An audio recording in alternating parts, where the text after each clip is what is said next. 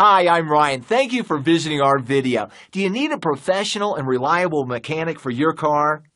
Check out the following short video and find out why our experienced staff is one of the best in our area. A transmission rebuild is where the entire transmission is taken apart and inspected. Once you have determined that it is your car's transmission that needs to be fixed, you will need to decide if you want to have your transmission repaired, replaced, or rebuilt. A transmission replacement means that you are replacing your entire transmission. Sometimes this option is called having your transmission remanufactured. If you're looking for a reputable shop to help you identify specifically what has failed on your vehicle and think you need a transmission repair immediately, schedule an appointment before it is too late.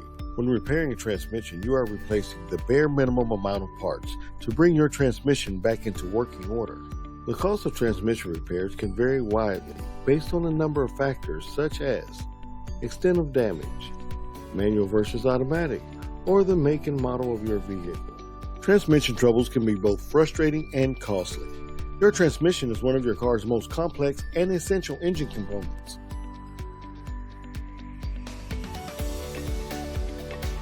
So I hope you liked our video and you'll give us a call. Thank you very much.